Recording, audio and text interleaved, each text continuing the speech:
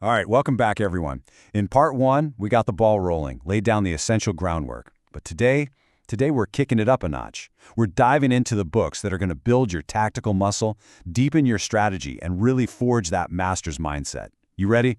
Let's jump in. Let me ask you something right off the bat. What if just one book could completely flip the switch on how you see the chessboard? I know, it sounds like a pretty bold claim, right? But stick with me because we're about to explore a handful of books that have done exactly that for countless players over the years. And listen, we're not just going to throw a list of books at you. No, we've got a plan. It's a path to mastery. First, we'll tackle the mental game, how you think. Then, we'll get into the nitty-gritty of tactics and strategy. After that, it's all about conquering the endgame. We'll learn from the absolute legends of the game, and at the very end, we'll figure out what your next move should be. Think of it as our roadmap to getting seriously better at chess. Okay, first stop, thinking before you move. Because here's the thing, before you can ever play like a master, you've got to learn to think like one. Real, lasting improvement, it's not about memorizing a bunch of openings. It's about upgrading the software running inside your head. And for that job, there is no better tool, honestly, than The Amateur's Mind by the great Jeremy Silman. If you're rated anywhere under 2,000, this book is an absolute revelation. Its whole purpose is to bridge that huge, gaping chasm between how amateurs look at a position and how masters see it. So what's the big difference? Well, it really boils down to this. Amateurs, and we've all been there, we get obsessed with material. Am I up a pawn? Am I down a knight? But masters, they're playing a different game. They're thinking in terms of imbalances. They're asking completely different questions. Whose pawn structure is better? Who's got more space? Which pieces are actually doing something? See, those imbalances, they create these lasting strategic advantages that are way more powerful than just being up a single pawn. Silman teaches you to put on these master goggles. And trust me, when you start seeing the board that way, it is a total game changer. All right, so Silman helps rewire your strategic brain. Fantastic.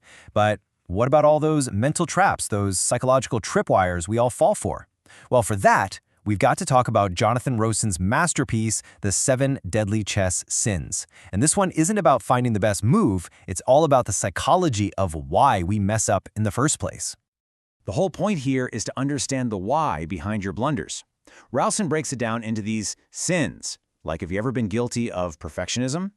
Spending forever looking for that one perfect move, only to find yourself in horrible time trouble? Or how about egoism? That's when you get so wrapped up in your own genius plan that you totally, completely miss the simple threat your opponent has been cooking up.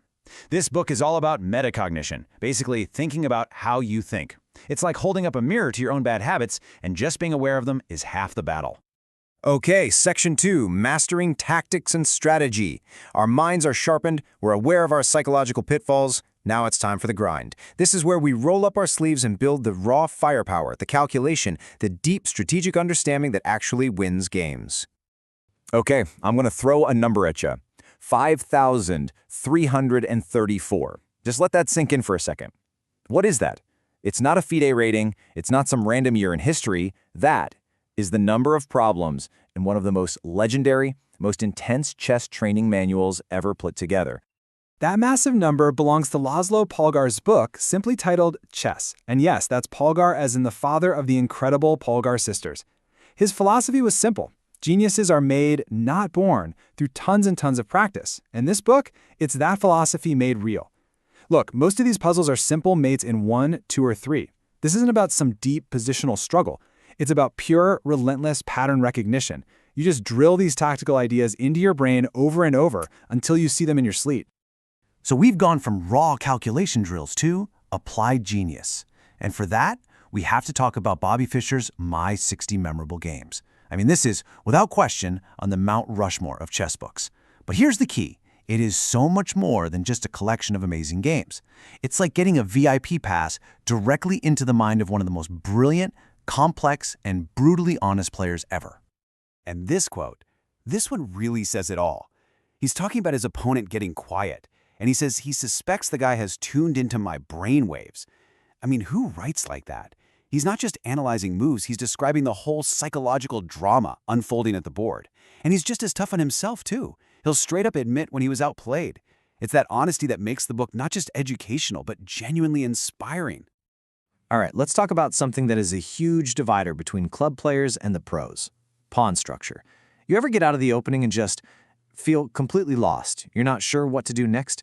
9 times out of 10, it's because you don't understand the pawn structure. It's like the skeleton of the position. It dictates where the pieces want to go, what the plans are, everything. And for this, Johan Helston's Mastering Chess Strategy is an absolutely fantastic guide. And here's what that actually means for your game. Once you learn to recognize, say, a Carlsbad structure, a light bulb goes on. You instantly know the standard plans. You know White's probably going to try a minority attack on the queen side, and Black's plan is to fight back in the center. All of a sudden, you're not just reacting to your opponent's last move. You have a plan, you have a long-term strategy. And let me tell you, that is a massive, massive leap forward. Okay, on to our third section, conquering the endgame. Because let's be real, you can play the most brilliant middle game of your life, but if you can't convert the advantage, it's all for nothing. This is the final phase where games are won, lost, or sometimes miraculously saved. Now, when you ask people how to study the endgame, you often run into this, well, let's call it the great endgame debate. It really comes down to 2 phenomenal books that approach the topic from totally different angles. Both are amazing, but they have very different philosophies. So which one should you pick?